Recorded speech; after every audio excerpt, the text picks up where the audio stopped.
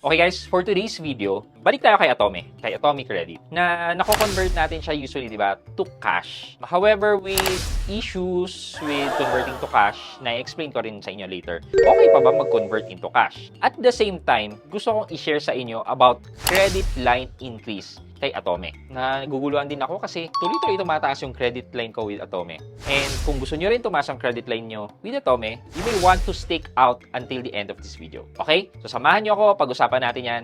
Sit back and let's discuss coming right up.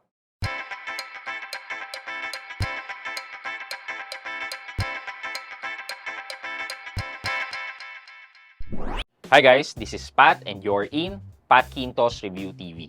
So if you're new to my channel, I do reviews about personal finance na meron na akong experience or meron na akong knowledge na ginawa ko na yun ng videos and playlists na makikita nyo dito sa taas. At kung bago kayo dito sa channel ko, you may want to consider subscribing to my channel. Okay guys, so let's talk about converting your Atome credit limit into cash. Yeah, meron naman. Pero, nagiging limited kasi siya based on my experience. Yung unang time ko mag-convert into cash, parang wala siyang masyadong limit. In one sitting, kaya ko mag-convert ng yung limit ko, 30,000 into cash. And then eventually, para siya nagkaroon ng limit. Parang ang sumunod na conversion ko noon is only around 20,000. Tapos, pinalipas ko ng ilang araw, siguro mga 1 week or so, nag-try ulit ako, then gumana ulit. Pero that time, hindi na siya 20,000. So, hindi ko masabi kung paano yung limit. It's for you guys to find out kung until magkano. Kasi, kunyari, katulad ko, ang ginawa ko is nag-convert ako ng 20. Tapos, gumana siya. Next, magko-convert ulit ako ng another 10,000. Ayaw na. Hindi-decline na yan. Bababaan ko. Gagawin kong 5,000. Ayaw pa rin.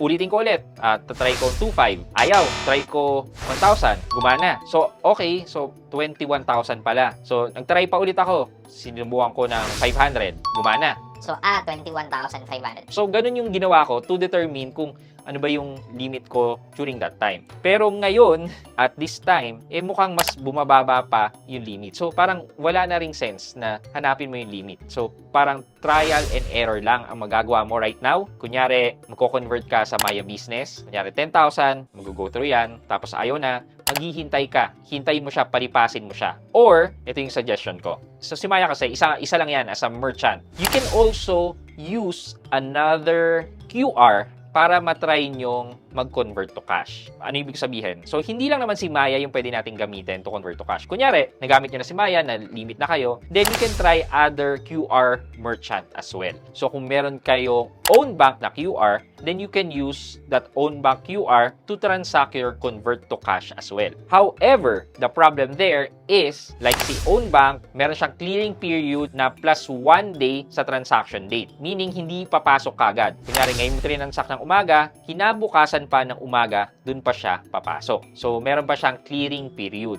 And at the same time, meron siyang processing fee sa paggamit ng QR. So, 1.5% ang processing fee sa pagkakatanda ko with Maya. Pero at least, na-convert nyo siya kung kailangan nyo talaga. Dahil kunyari, limited na kay Maya at kailangan nyo pa ng extra, at least pwede nyo gamitin yung ibang QR merchant para mag-transact ng convert to cash nyo. Ano pa ba yung mga QR merchants na pwede? Pwede rin kayong gumamit ng peddler, yung ganito. Madali lang to, hindi siya nangangailangan ng mga documents talaga para makapag-register ka sa peddler. Hanap na lang po kayo sa YouTube ng instruction. Pero napakasimple lang naman po para lang din po kayo nag-download ng app, nag-register. KYC lang po. Yun, po-provide po kayo ng ID, etc. Pero in terms of business documents, hindi naman po kayo required na magpadala ng business documents nyo. Problem lang din with Can Collect o dito kay Peddler is that meron din siyang processing fee. Pero ito po, kay Peddler naman, real time yung matatanggap ang mga pumapasok na funds using the QR. Ito na lang din po yung charges sa paggamit ng QR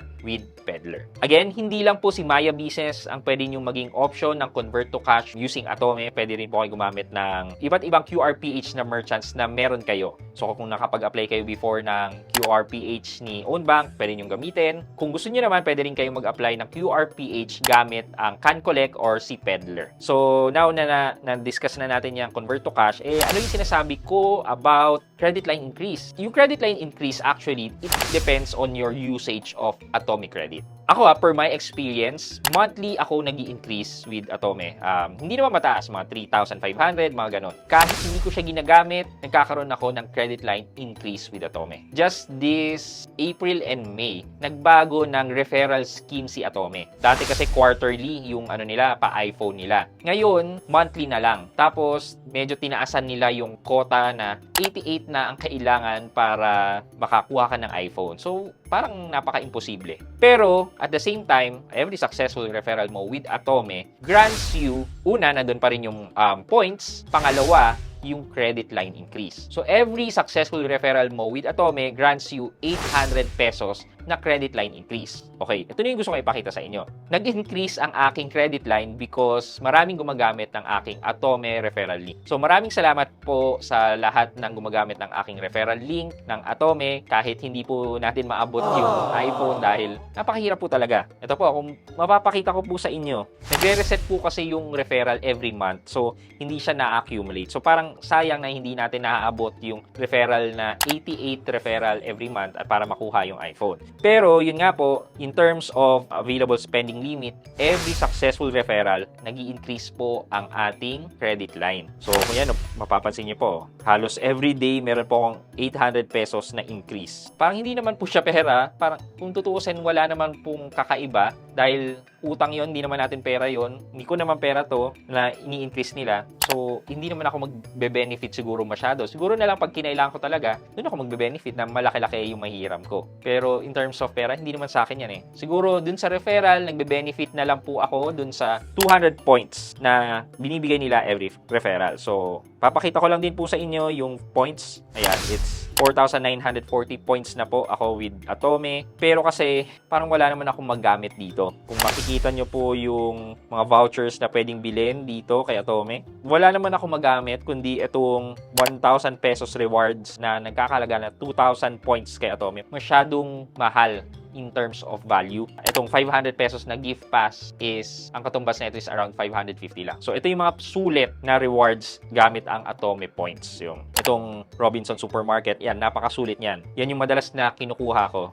Feeling ko kasi nagre-refill lang sila. And unahan sa lahat ng merong mga Atome points sa pagbili. So ako, ito yung madalas ko ang ginagamit. Itong GrabCar, itong GrabMart, itong GrabFood, yan. Kasi wala naman ibang mapagamitan. And then, kung kailangan mo nga din, ito, meron din silang voucher to increase your spending limit. Kung gusto mo lang naman. Pero ako, para sa akin, hindi worth it. Kasi points ko na yun, binigay ko na yun as a referral, tapos babalik ko pa sa inyo. Ayun lang, na-share ko lang naman. Kung gusto nyo mapataas yung credit limit nyo with Atome, you can refer din. Use your referral code, yan, paggamit nyo sa mga kapatid nyo or what, para magkaroon din kayo ng points. Yung points na yon, makakabili kayo ng mga vouchers na magagamit nyo. And working naman siya, guys. Yung mga vouchers na yan, nasubukan ko na yan sa supermarket, sa SM Department Store, and then sa Grab. Actually, meron pa ako dito. Pakita ko sa inyo. Kung makikita nyo, meron pa akong 2 Grab Mart na vouchers na hindi ko pa nagagamit. So, galing yan sa galing yan dito kay Atome. And then, itong 150 na food voucher naman, galing din kay Atome. So, di ba? By just referring, pwede kayo mag-earn ng voucher. So, you may want to try it as well. Disclaimer lang po, hindi po to sponsor ni Atome. Sinishare ko po sa inyo yung na-experience ko po with Atome in terms of the credit line increase and yung benefit na nakuha ko, which is the voucher. So, yun po actually yung nakukuha ko. Pero wala po kaming collaboration ni Atome. Pwede rin po kayo mag-refer and then experience the same benefit na nakukuha ko. So, kung may question po kayo, just let me know sa comment section sa baba. For our question of the day, so sa tingin nyo ba, worth it pa rin bang mag-convert to cash kayo ng Atome credit? Kung yung Atome credit is pwede nyo nang gamitin using the card or pwede rin kayong gumamit through QR. Sa tingin nyo, kailangan nyo pa bang i-convert to cash kung meron naman ng means para gamitin talaga ang Atome credit? Ayan, let me know sa comment section sa baba at may chance kayong manalo ng 1,000 pesos sa ating weekly GCash giveaway. Yun lamang po for today's video, but before we end this video, mag-shoutout po muna tayo at shoutout kay shoutout po kay at Ken Kendra TV or si Ken at Kendra TV. Sabi niya, for me Sir Pat, pangit siya kasi hindi convenient to all, lalo na dun sa mga taong hindi naman kayang maglagay ng ganong kalaking deposit and hindi rin siya para dun sa mga minimum wager lang na katulad ko ang kinikita. Imagine pay in 4, mamumulubi ka talaga pagdating ng bayaran para lang talaga sa mga taong kaya ma-afford yung ganyang klase. Pa-shout out na rin po. Ayan. At Kendra TV, thank you so much po for sharing your thoughts and opinion about the More Time with GoTime. And shoutout din po sa inyo. Maraming salamat sa panonood at pagsuporta ng aking mga video. Thank you so much. I hope you like this video. Leave a thumbs up, and if not, wala namang problema dyan, but continue to support me by subscribing to my channel by clicking the subscribe button and also the bell button sa tabing subscribe para makareceive kayo ng latest notification sa lahat ng upload ko. Again guys, this is Pat Quinto and you're in Pat Quinto's Review TV. Bye-bye!